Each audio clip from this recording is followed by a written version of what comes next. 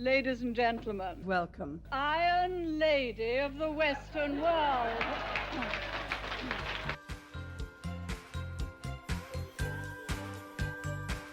Olá, ferrenhos, bem-vindos a mais um episódio do Damascast. Eu sou a Lorraine Maceno, estou aqui com o meu co-host William Vitor. Tudo bem, William? Oi, boa noite, pessoal, tudo bem? E hoje temos a honra de receber o Christian Lobauer. O Christian é mestre e doutor em ciência política pela Universidade de São Paulo, foi executivo de empresas e entidades de representação e é membro do grupo de análise das relações internacionais do IRI-USP. Tudo bem, Christian? Vou bem, e vocês? Prazer estar com vocês aí, Lohane, William, todos vocês. Obrigada. Christian, eu gostaria que você falasse para o pessoal um pouco como que você é professor, doutor, e como que você foi para o mundo da política. Você foi candidato em 2018, né? O que te levou a se envolver com a política no Brasil? Olha, eu sempre gostei de política, desde a minha adolescência. Embora eu tenha me formado em comunicação social, minha primeira graduação, eu logo com 22 anos decidi fazer ciência política. Então me formei a primeira faculdade, na SPM até, e decidi fazer outra, fiz ciências sociais na USP, e já emendei num mestrado. Na época era quem fazia política internacional, fazia ciência política, não tinha relações internacionais ainda, isso ainda é nos anos 90, né? Aí eu fiz o mestrado e ganhei uma bolsa para fazer o doutorado na Alemanha, porque eu fiz um trabalho sobre a queda do Muro de Berlim, no mestrado, e depois fiz um trabalho sobre as relações bilaterais Brasil-Alemanha. Então eu emendei praticamente esse caminho acadêmico dos 22 até os 30. Quando eu voltei da Alemanha, com o doutorado praticamente pronto, tinha 30 anos. E aí, eu sempre acompanhei a política, escrevia artigo, fazia debate e tal, me envolvia com a política brasileira. E aí, quando em 2010 eu conheci o João Amoedo, que ele estava com o projeto de construir um partido novo, eu também imediatamente passei a trabalhar 24 horas com ele para construir um partido novo, que a gente fundou junto, né? 180 pessoas fundaram o Partido Novo. Então, assim, eu sempre trabalhei perto da política e acabei que depois de fundar o partido, registrar o partido, quando chegou em 2018, eu decidi me candidatar. Eu saí da vida profissional, eu estava numa empresa grande, uma empresa alemã grande, e fui candidato a vice. Na verdade, eu saí candidato a Senado na época. Uma história meio comprida, mas aí acabei indo para a vice-presidência e até hoje estou no partido, tentando ajudar a construir um partido. Eu acho que a saída das coisas é sempre pela política, não tem saída, entende? Então é um interesse desde adolescente, assim, mas é um dilema você se envolver com política e conseguir pagar suas contas ao mesmo tempo, construir família, etc. E qual que é hoje, o Christian, hoje, você se vê entrando novamente na política, concorrendo ao cargo eletivo? Uma boa pergunta, Lohane, eu não sei te responder, porque eu saí, o tempo passou, né? Assim, a gente fundou o Partido Novo em fevereiro de 2011, imagina. Eu não vi esse tempo passar, nós estamos em 2024, passam quase 15 anos se passaram, eu praticamente não vi. Mas o envolvimento foi intenso, assim, a candidatura foi com muito foco, muita vontade, etc., em 2018. E aí, em 2023, eu quase saí da prefeitura agora. A Marina Helena, que é a candidata do Partido Novo, decidiu sair depois que eu titubeei e aí decidi não sair. Então, isso é uma coisa que está na minha agenda sempre, sabe? Eu continuo atuando, acompanhando os parlamentares, a agenda política, mas 24 não mais. 26 depende de um monte de coisas, né? Porque essas coisas da política, vocês que estão na fase mais assim, vamos dizer, também se interessando pela matéria e tal, vocês vão ver que é muito difícil você combinar a vida privada com a vida pública, né? Você tem que ter uma combinação muito favorável das coisas. Sua família, os seus recursos, as suas vontades materiais, tudo é difícil. Então, para mim também continua sendo. Então, pode ser, em 26 eu faço alguma coisa, mas a princípio não saio mais candidato, não. Professor, vamos falar de um assunto um pouquinho polêmico aqui. O que o senhor acha hoje da atuação do governo Lula? Então, acho que essa pergunta tem um pouco a ver com o que eu estava falando antes. Eu vou te dizer uma coisa muito francamente, aliás, como sempre falo, assim, a vitória do PT em 2022, para mim, é um golpe que eu ainda não consegui assimilar. E eu fico muito à vontade para dizer isso, porque não significa que esse debate polarizado e idiota que tem hoje, não significa que eu seja bolsonarista. Mas, assim, a derrota do governo anterior para o retorno desse partido, desse governo, desses personagens aí, em 2022, e o que a gente vem assistindo desde janeiro de 23, é uma coisa, para mim, que eu ainda não consigo acreditar que aconteceu. Porque é um atraso tão grande, é um retrocesso tão violento, e para quem estava lá desde 2011, construindo um partido, ou, se você quiser, desde 82, porque eu tinha 15 anos em 82, acompanhando as primeiras eleições livres para governo de São Paulo, que eu já acompanhava, e o Lula era candidato a governador nessa época, para vocês que não lembram ou não sabem. Eterno candidato. Quem assiste 40 anos de história e vê de novo esse governo, essa gente de novo, é muito frustrante, entende? Porque não é só uma diferença ideológica que nós estamos falando de um retrocesso civilizatório, entendeu? É um negócio muito difícil de aceitar. Mas, enfim, a vida continua, o Brasil é um país maior do que essa gente toda, e o que eu tento falar para vocês e para todo mundo é que, assim, não é o fim do mundo, né? O mundo não acabou. O Brasil é um país... Tem países que não aguentam, vamos dizer assim. O Brasil, eu acho que ainda aguenta mais esse desastre, porque é um país grande, é um país que tem muita gente empreendedora, tem muita riqueza, tem mais ou menos algumas instituições que se resistem.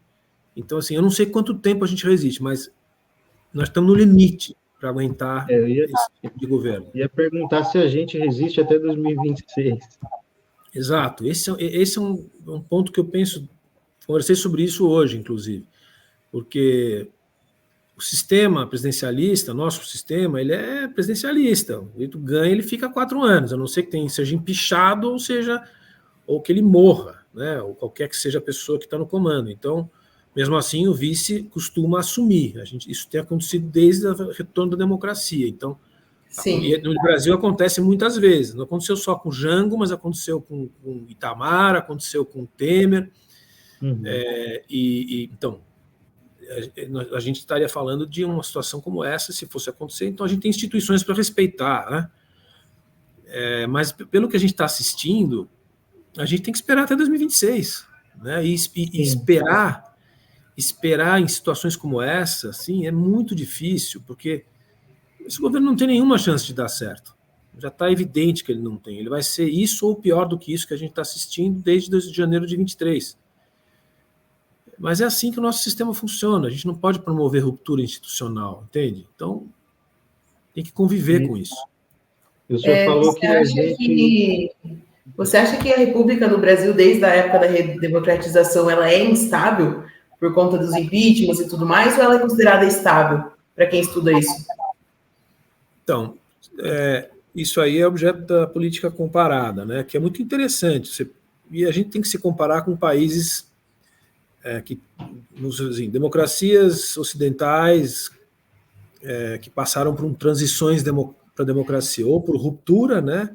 Ou por negociação. Esses são os 2 modelos que a ciência política estuda, né? Como é que você sai de regimes autoritários para regimes democráticos? O Brasil compõe aqueles países que fizeram transições por negociação. É o caso espanhol, é o caso chileno, ao contrário da Argentina, ou da Grécia, ou de Portugal, que tiveram rupturas, né? Historicamente, com países que dá para a gente comparar. Então, o Brasil fez uma transição lenta, gradual, negociada, que foi o governo Sarney. E de lá para cá, as instituições pode-se dizer que as instituições foram se fortalecendo. A gente fez uma constituinte, a gente teve eleições periódicas desde então, respeitando as regras do jogo, mas ainda são instituições que ainda não estão consolidadas, e eu vou dizer para vocês que nos últimos 3, 4, 5 anos, eu temo um pouco pela fragilidade das instituições comparando com há 15 ou 20 anos atrás, entende? O Supremo Tribunal Federal, por exemplo, hoje é uma instituição muito enfraquecida, com uma credibilidade muito baixa em relação ao que já teve. A gente já conseguiu chegar em estágio mais avançado de judiciário. A gente regrediu nesse ponto. Mas não a ponto de uma ruptura. A gente está numa fase ruim, vamos dizer. Não sei se ela piora ou se a gente consegue algum tipo de arranjo institucional de melhoria, que não vai ser de curto prazo. Se você considerar o Supremo Tribunal e os juízes que estão lá, recém-nomeados, eles têm mandato de alguns de 20, 30 anos, se quiserem, porque são jovens. Então, assim, eu não vou estar mais vivo enquanto essas figuras vão estar lá. Vocês talvez vejam, mas a mudança de algumas figuras como esse Zanin, ou o próprio Toffoli, que são figuras jovens, né? O Alexandre de Moraes, são pessoas jovens. Então, você ter um Supremo, um dos poderes da democracia com uma composição tão frágil, do ponto de vista do cumprimento e da obrigação que eles têm como função, que nesse caso é cumprir o texto constitucional, que eles não estão fazendo, são situações muito difíceis de lidar, né? Então, o Supremo está muito politizado, né? Então, a gente tem um problema de conflito entre os poderes saíram das suas áreas, isso acontece, é natural que haja alguns atritos, é até bom que haja atritos nas democracias consolidadas, isso também acontece, mas no nosso caso, a gente perdeu o controle, o legislativo se enfraqueceu demais, o judiciário virou legislativo e o executivo virou uma peça, fez uma aliança perversa com o judiciário. Então é um arranjo ruim, é um arranjo que desequilibrou, não é os três poderes, um controlando o outro, não é aquele modelo de checks and balances, né, de pesos e contrapesos que vocês continuam estudando, que foi pensado pelo Montesquieu, que vocês até também divulgam nos estudos que vocês publicam, que é a base das democracias contemporâneas, né, os três poderes. A gente não está com os três poderes equilibrados. Mas isso está acontecendo em outros países, tudo bem, nos Estados Unidos também, mas não é a mesma coisa. É muito frágil a nossa situação, e a saída para aí que é mais difícil aqui, sabe? Porque as regras estão determinadas de um jeito que é uma saída longa, de longa duração. Você tem o curso, professor, Conhecer o Passado para Entender o Presente, né? Você consegue analisar na nossa história do Brasil em algum momento que o judiciário e o executivo estiveram tão emparelhados como hoje?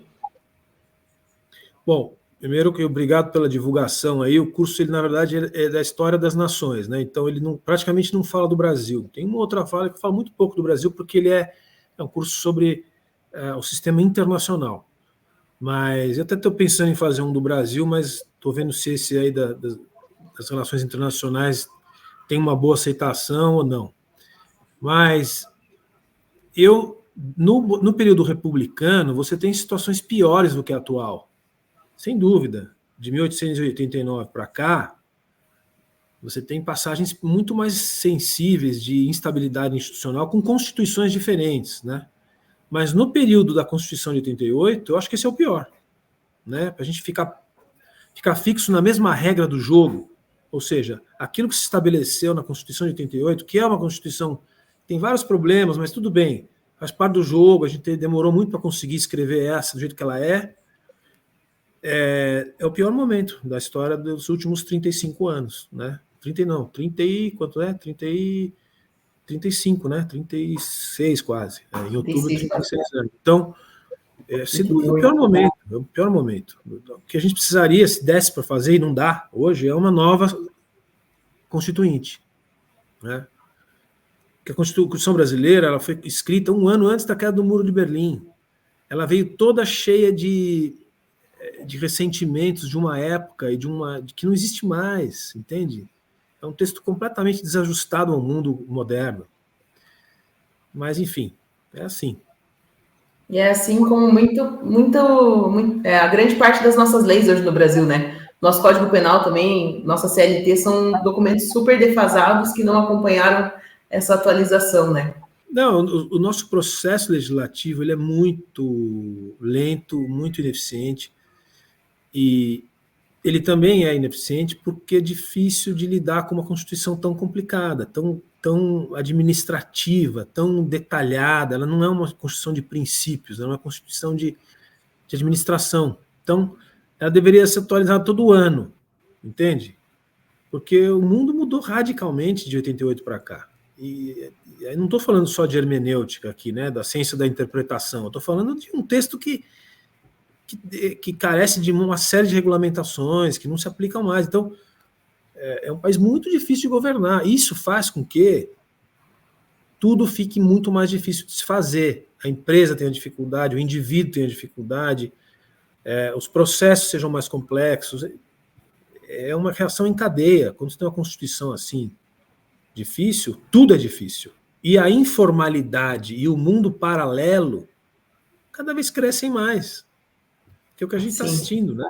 E a nossa Constituição ela é bem truncada, né? Voltando para essa questão da nossa administração, como você vê a criação pelo governo Lula da Secretaria Extraordinária de Apoio à Reconstrução do Rio Grande do Sul? Eu acho que esse é mais um exemplo de como funciona a cabeça do presidente atual, como funciona o partido que ele representa e como vou usar uma adjetivação menos agressiva, talvez, como é medíocre a política brasileira ainda hoje, quase no primeiro quarto do século XXI, porque nós estamos falando de uma catástrofe.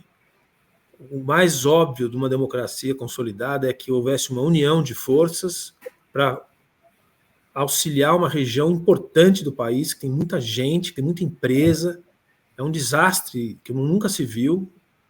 E o que a gente já assistiu é exatamente o contrário, quer dizer, um governo federal distante, oportunista, a indicação de um ministro plenipotenciário com essa função, com essa figura que é o ministro Pimenta, que é um gaúcho, secretário de comunicações, adversário político do governador, adversário político das forças atuais do governo do Rio Grande do Sul.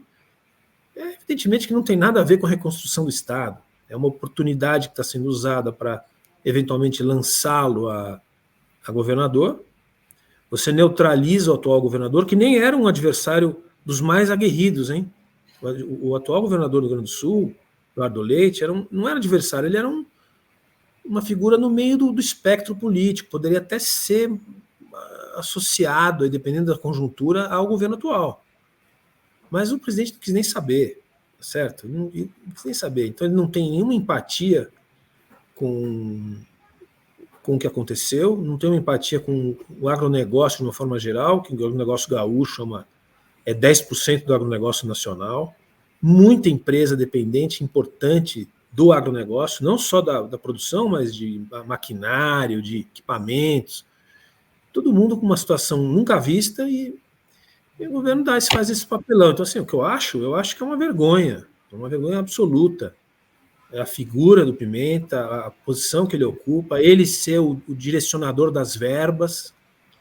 E olha só, que verbas, que até agora eles falaram em 40 bilhões, mas de dinheiro novo mesmo é 1 bilhão, que não faz cócegas no problema gaúcho.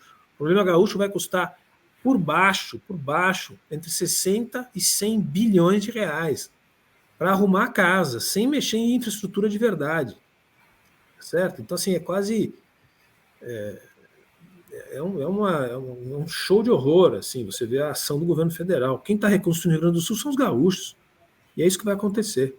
Olá, ferrenhos! Sabia que estamos em diversas plataformas digitais? No YouTube, Spotify, Instagram e principalmente nosso site. Encontrando vários artigos envolvendo a liberdade ou a falta dela. Não perca tempo e acesse damasdeferro.com.br e em nosso Instagram, @Instituto Damas de Ferro. Eles utilizam, o governo Lula é muito rei do marketing, né? E quando eles anunciaram os 40 bi, grande parte disso são empréstimos e dinheiro das próprias pessoas, né? Liberação de FGTS e tudo mais. Você comentou ali que o governo, ele meio que ignorou a importância do agro do Rio Grande do Sul quando tomou certas medidas, né? O que você acha da tentativa do governo e insistência em tentar trazer um arroz de fora? Se eu não me engano, acho que o Rio Grande do Sul é autossuficiente na produção de arroz, né?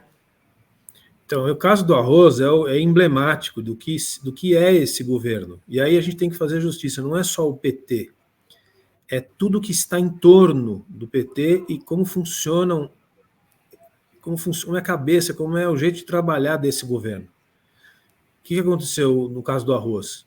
O Rio Grande do Sul produz 70% do arroz brasileiro, ele já tinha colhido 85% da safra, ou seja, já tinha arroz suficiente para manter o mercado nacional em ordem.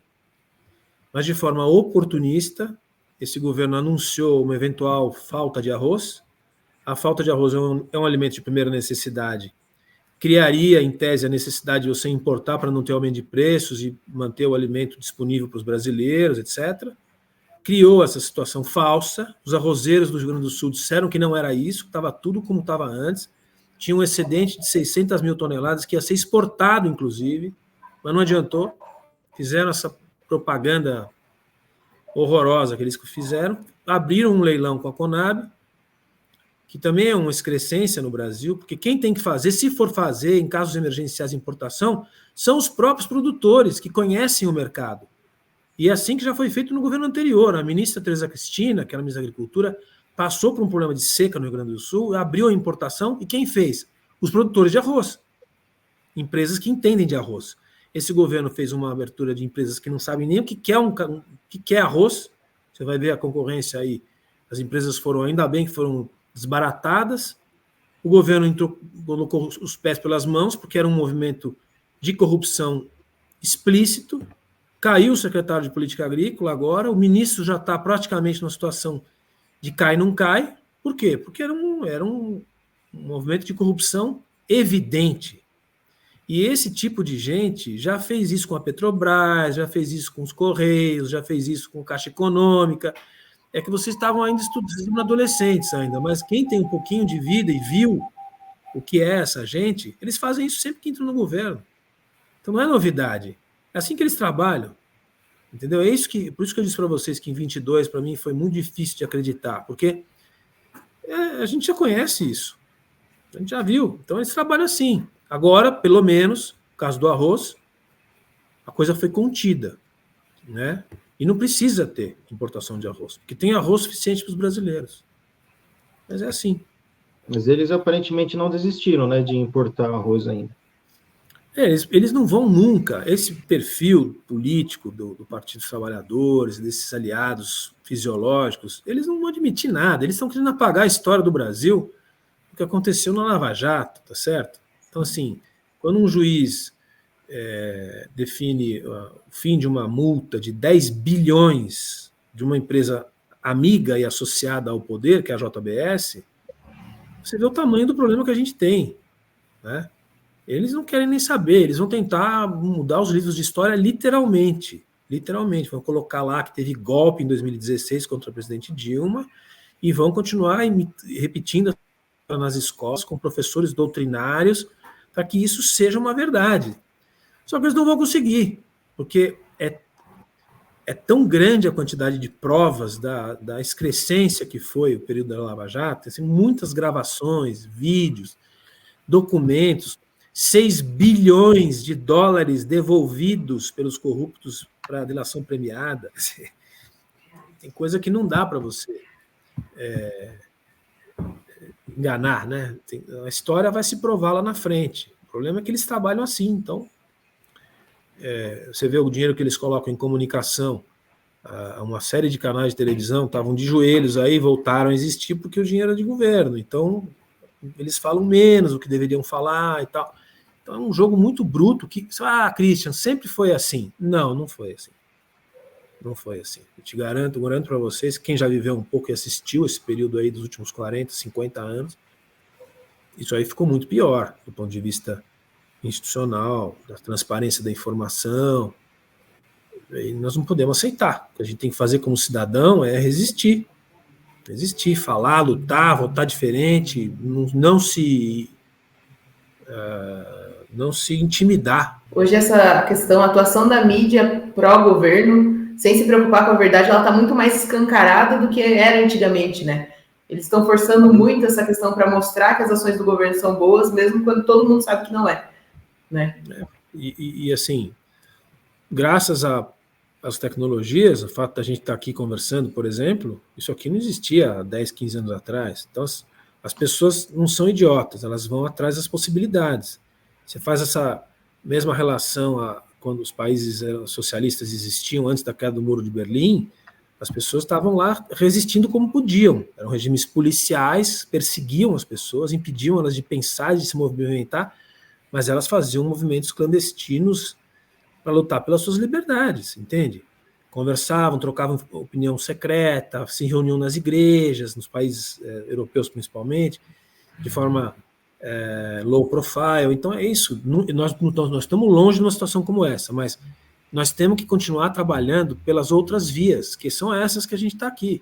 As pessoas pegam seus telefones, graças a Deus, e fazem os seus contatos, e trocam suas opiniões, fazem as suas publicações, pegam seus vídeos, e vídeos verdadeiros, e controlam, e conferem, e isso aqui é um vídeo de verdade. O Palocci está dizendo aqui que ele entregou 300 milhões para o presidente da República. Está aí, é uma prova. Né? Quem quiser dizer que não é, pode acreditar em Papai Noel, mas é isso aí. A facilidade da informação difusa hoje, né? Que as informações hoje são bem mais de fácil acesso do que antigamente, essa questão das redes sociais e tudo mais, né?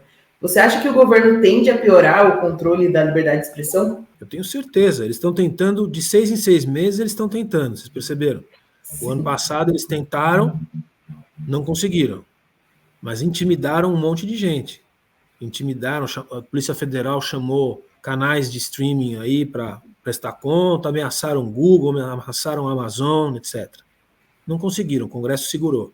Esse ano tentaram de novo. Vão continuar tentando, porque eles sabem que a única maneira de você controlar as pessoas é de duas maneiras. Você põe dinheiro na conta delas e faz elas reféns do recurso e controla as fontes de informação. Isso é clássico, né? Só que no mundo de hoje ficou muito mais difícil, porque, por bem e por mal, você disse uma coisa importante: quanto mais opções você tem de fonte de informação, melhor. No entanto, como tem muita fonte ruim, fonte fake, fonte sem... Também é difícil você formar opinião, porque você não tem... Muitas vezes você fica em dúvida. Quantas vezes eu mesmo já não passei mensagem de WhatsApp que era falsa? Você acaba passando sem parar para refletir. E isso é um perigo, né? Está ficando cada vez mais difícil. Com inteligência artificial, então, você faz um vídeo da Lohane falando uma coisa que não é ela que falou e joga na rede. E aí? E essa questão ali da desinformação ficou muito clara para mim na atuação do governo junto com a mídia tradicional em relação à situação do Rio Grande do Sul. O governo tentava de toda forma, e a mídia também, minimizar o que estava acontecendo lá. Até mesmo a questão da burocracia que estava sendo para levar as doações, né? Até que outra rede acabou pegando no ato ali ao vivo o bloqueio das doações, e mesmo assim o governo e a mídia continuavam insistindo que aquela informação era fake news, né? Que tudo agora que parece que é contra o governo, eles intitulam como fake news. E eu acho que uma das únicas maneiras que ainda sobraram para as pessoas poderem manifestar a sua indignação com esse tipo de coisa que você descreveu é no voto. Então, quando vierem agora as eleições regionais, né, as municipais e locais, nós vamos ver o que o voto vai dizer. Porque eu ainda acho que o nosso sistema eleitoral ele funciona. Eu não acho que houve... Eu não concordo, eu não compartilho essa opinião de que houve alteração. Nunca houve. O sistema é perfeito? Não, não é perfeito, mas eu não acho que nenhuma das eleições houve alteração de resultado. Eu digo isso porque em 2014, na segunda vitória da presidente Dilma, muita gente não acreditou também na vitória, mas o Aécio, que era o candidato da oposição, perdeu em Minas Gerais. Ninguém questionou a derrota dele em Minas Gerais. Minas Gerais é o segundo colégio eleitoral do Brasil. Então, o que eu acho que aconteceu em 22 é que realmente o presidente atual ganhou por 1,8% dos votos. Poderia ter sido para um lado, poderia ter sido para o outro. E, infelizmente, foi para esse lado. Mas eles fizeram uma alteração de 2%. Não, acho que não tem como fazer isso. Eu acho que, infelizmente, a gente deu azar, pelo menos do meu ponto de vista. E a gente acabou entregando o país para um atraso, assim, que já era um atraso verificado no segundo governo Dilma, que foi um desastre, tá certo? Tanto que foi empichada. E agora, realmente, muita gente até, a anedota chama de Dilma 3, né? Esse Sim. governo de Dilma 3, porque é bem isso, é pior do que o governo Dilma 2. Então é Dilma 3. O pessoal tá falando que ele dilmou, né? O pessoal tem essa piada de que ele dilmou. Mesmo porque ele é uma pessoa que está com quase 80 anos, que já passou por doença, já é uma pessoa que, né, fisicamente é visível que ele não tem mais aquela. Ele repete as mesmas coisas que ele falava 20 anos atrás, que vocês não estavam aí para ver. Se você comparar os exemplos, as piadas, é tudo igual. É quase deprimente você ver. Só que há 20 anos atrás havia uma esperança, porque havia a entrada do novo século, um período de social-democracia que precisava ainda reduzir as desigualdades, ele tinha uma história bonita de resistência, de representação do trabalhador, então tá bom, tudo bem. Então, tinha um outro ambiente político. Hoje é uma coisa completamente ultrapassada, entende? Não se aplica mais ao mundo, nem ao país, e ele repete as mesmas coisas. Tá? E a gente percebe até que ele está num estado mais senil, ou de não atualizar as falas dele, que a popularidade dele tem decaído, né? Tem diminuído a popularidade do Lula e do governo em si, né? Tem decaído, e eu acho que, infelizmente, não é por isso que nós estamos falando aqui. Porque isso que nós estamos falando já é uma coisa mais sofisticada, vamos dizer. A análise das políticas públicas, daquilo que ele falou, do que ele deixou de falar, as pessoas não prestam muita atenção, mas está decaindo porque a vida das pessoas está ficando muito mais difícil. A renda está caindo, né? O emprego, nesse último ano e meio, 3/4 do emprego é emprego público. Esses índices de desemprego não se aplicam à realidade. O Brasil hoje tem 11 milhões de nem estuda e nem trabalha, que significa que não trabalha, não procura trabalho, não vai para a estatística. Então, assim, de um país que tem 100 milhões de pessoas aptas a trabalhar, você tem 23 milhões entre desempregados e nem. Olha o tamanho do nosso problema. Você acha que esse governo fala alguma coisa sobre isso? Ele não está nem interessado em falar sobre isso. Ele não está nem preocupado, entendeu? Então, basicamente, nós estamos falando que uma pessoa em cada 4 está fora do jogo, está no jogo da informalidade. Olha o tamanho do problema. E as pessoas começam a sentir esse impacto e, com isso, a popularidade dele vai caindo, né? Porque, como você falou, essa conversa, essa análise que a gente faz aqui conversando, que as pessoas fazem em algumas universidades ou cursos ali, não é a conversa do dia a dia da massa, né? O pessoal se preocupa com o valor que eles estão pagando no arroz, da passagem do ônibus, e aí que eles começam a gostar ou não do governo, porque o brasileiro tem aquela mania de atrelar toda a vida dele ao presidente, né? Ao prefeito da cidade ou ao presidente. E eu acho que agora, com a atuação do governo em relação ao Rio Grande do Sul tem um histórico de eleger, de votar no PT, e eu acho que isso também vai fazer com que o eleitorado gaúcho mude um pouco, né? Eu gostaria muito que isso acontecesse, porque é a única maneira que eu conheço de o povo marcar posição, né? A outra é em manifestações de rua, mas depois do que aconteceu de 2013 para cá, foram milhões de brasileiros, algumas gerações foram para a rua manifestar e conseguiram um impeachment até da presidente Dilma, mas depois de 10 anos a gente está assistindo o mesmo filme que a gente assistiu antes, as pessoas não vão mais para a rua. Muito difícil você juntar aquela quantidade de gente. Então, o que restou, do ponto de vista institucional, tal, já que a mídia também caiu muito de qualidade, você não pode mais escrever, nem as pessoas não dão mais entrevista, então, é o voto. É a única chance. Então, eu acho que é isso que você falou, exatamente. No Rio Grande do Sul, se houver alguma racionalidade no processo e legalidade, eu acho que vai ter, o PT está arrasado, vai ser arrasado, vai ser varrido do mapa, no estado inteiro. Não vai ter prefeitura quase relevante, e mais do que isso, os aliados também vão sentir o golpe. E é o que deveria acontecer no Brasil inteiro em 2026, né? Porque o que nós estamos assistindo é um processo de desestruturação fiscal sem precedente, um governo absolutamente que não consegue entender o que é contenção de gasto. Eles sempre foram assim, não é novidade. Desde que a prefeita de Fortaleza, em 85, foi o primeiro cargo importante que o PT ganhou, foi a prefeitura de Fortaleza em 85. Desde 85, todos os lugares que o PT assume, ele quebra, com algumas raras exceções. Ele gasta até quebrar. Então, é o que eles estão fazendo de novo. E pior que gasta mal, né? Então, se gastasse com infraestrutura, se gastasse com hospital, com qualidade de professor, não, eles gastam só dando crédito, com corrupção, com funcionalismo, é sempre isso. Então, está acontecendo de novo. O ano que vem, nós vamos estar com um estouro de déficit aí, já está anunciado, porque eles não tem como arrecadar mais. Estão tentando arrancar dinheiro de tudo que é lugar, não consegue, não tem mais, a sociedade não aguenta mais. 40% da riqueza brasileira vai para o governo, né? Então, ano que vem, nós vamos ter inflação, provavelmente. Nós já estamos tendo. Você entra na padaria agora e compara o que você estava comprando na padaria 3 meses atrás, você já percebe. Então, não adianta apresentar número bonito na televisão. Você gastava R$50, agora você gasta 70. Como assim? Então, o que é isso? É inflação. Ano que vem, vão perder o controle e as pessoas vão perceber. E isso é o único jeito que as pessoas entendem mesmo que o negócio está indo mal. É quando começa a doer mais no bolso e na renda. Quem sabe isso acende uma luz vermelha para sempre, né, para essa gente aí. Já pensou em investir nossas ideias?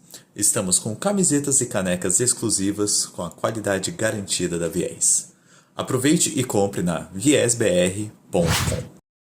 Sim, e o senhor acha que, eu concordo com o senhor, sobre essas mudanças, que elas vêm com o voto, a gente votar certo.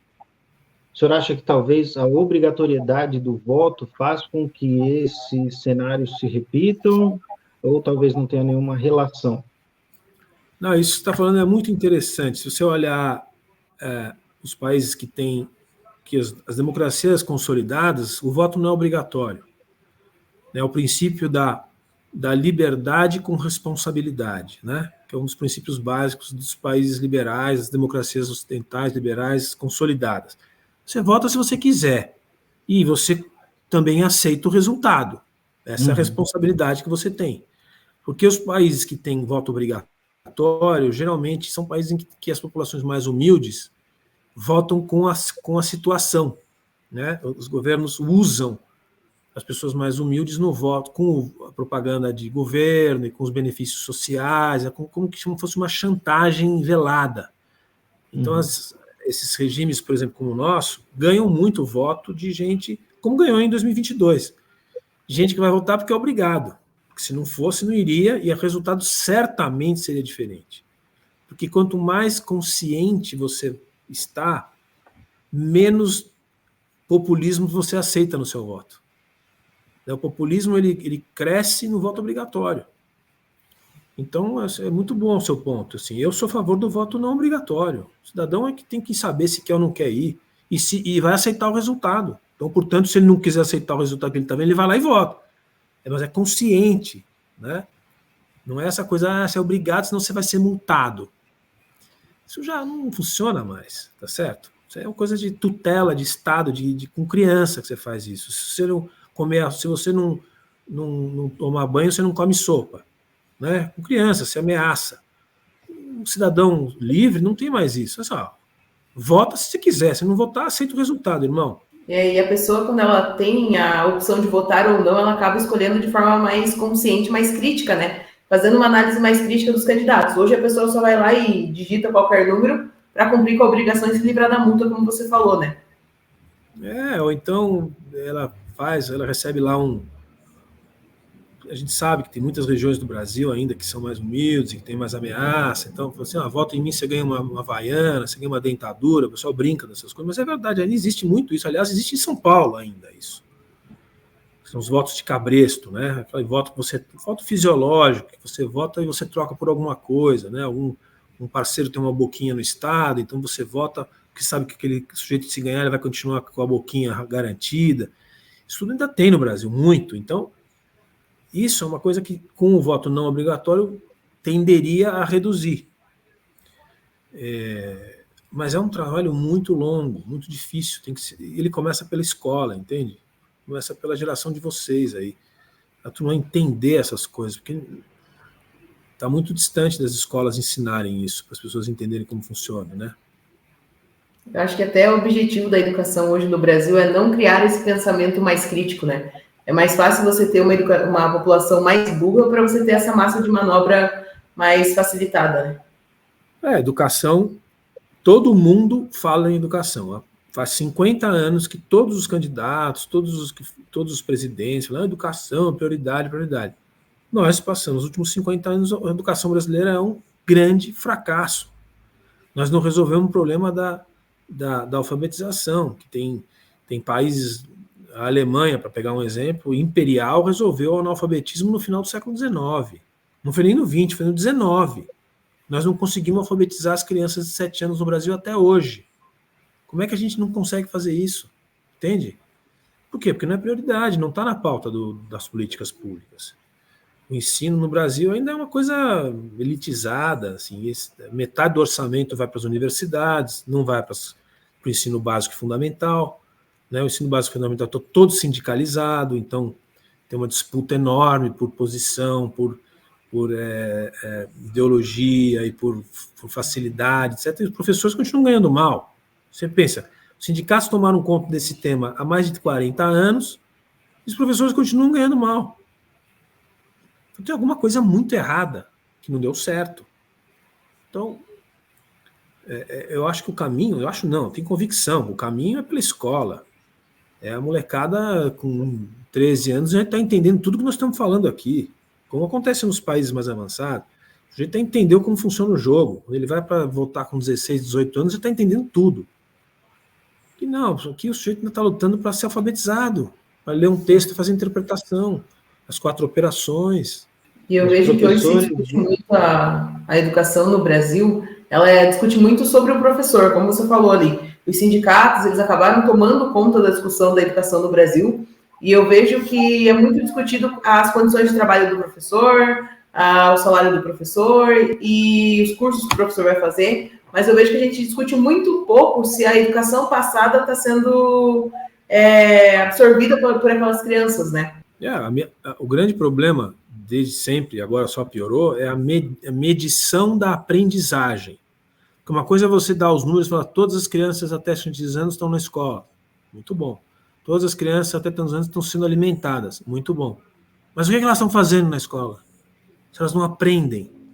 Né? Progressão continuada. Não passa de ano porque não dá para ficar no mesmo ano. Então passa todo mundo. O ensino público virou isso no Brasil. E olha que em estados ricos também é assim. Não é uma questão de estado pobre e estado rico. É no Brasil todo. O nível médio é muito baixo. O professor é um sujeito desmotivado, o professor geralmente é um sujeito que não estudou exatamente aquilo que ele está ensinando. O professor é um sujeito que não deu certo no setor privado, não foi prestigiado, ele acabou virando professor. Então, assim, tem vários problemas crônicos para se resolver que não se resolvem em 2, 3 anos. O que acontece é que quem tem dinheiro consegue uma escola melhor e consegue ir para a universidade pública. É uma perversão total, que é gratuita e, em tese, ainda é a melhor. Isso vem acontecendo há 2 gerações de 25 anos.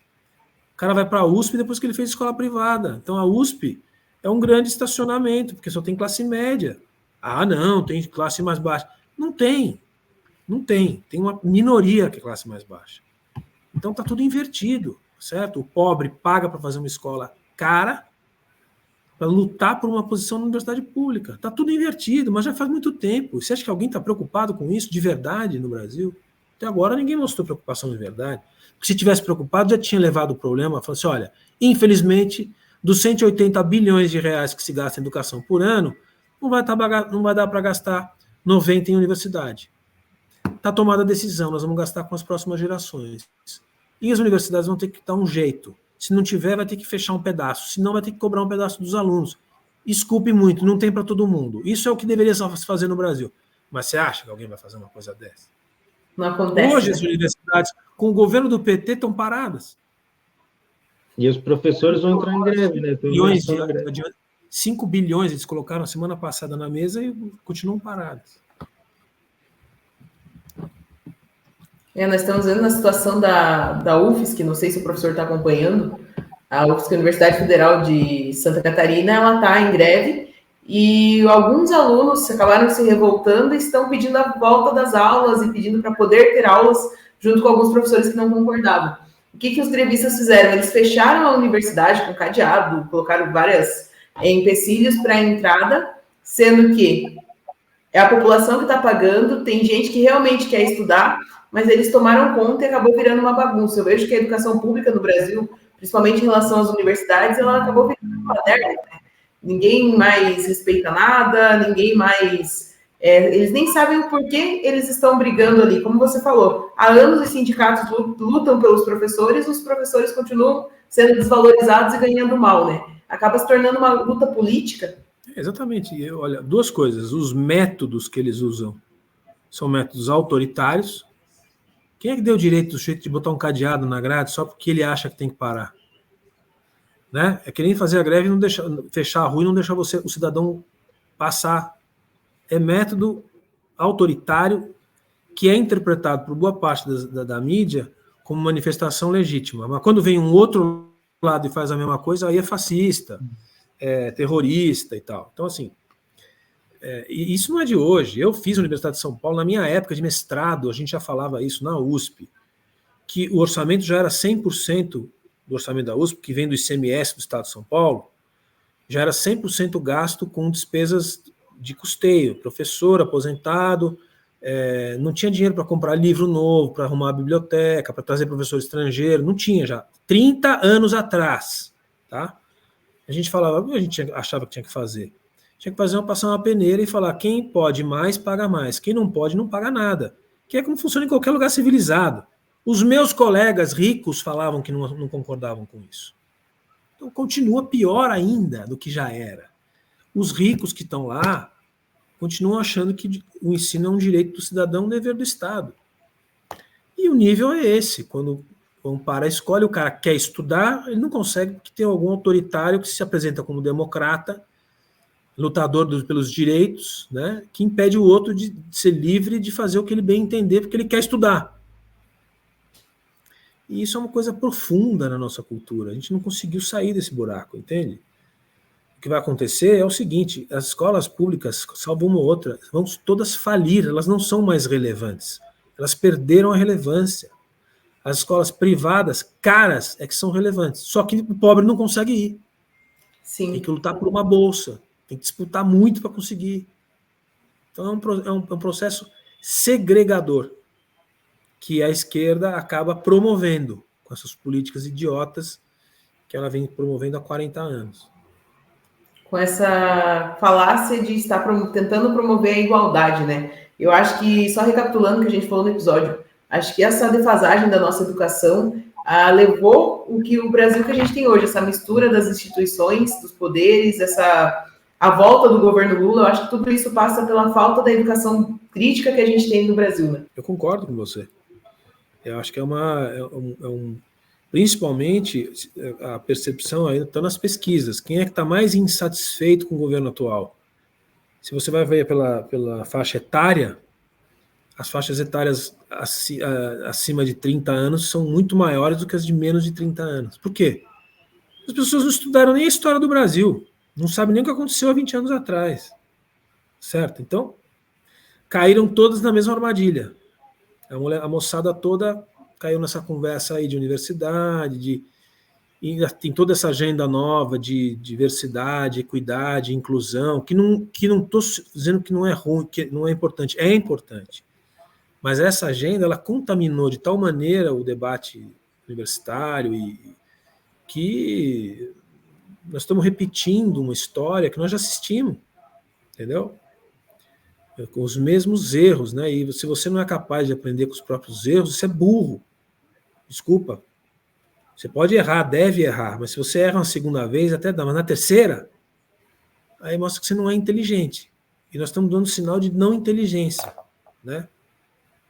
E os países do mundo estão andando, estão acontecendo. Eu conversava com meu filho hoje, que tem 13 anos, para ele olhar para a Ásia. Você olha a Ásia há 40 anos atrás, a Ásia em geral, estou falando não só do Japão, estou falando de China, de Coreia, de Malásia, de Singapura, de até Tailândia, Indonésia, que eram países muito pobres. Eles estão dando saltos de qualidade. Vietnã, dando saltos de qualidade. Entende? Por quê? Porque foram se preocupar com as coisas importantes. Primeiro, a escola. Primeiro foi a escola.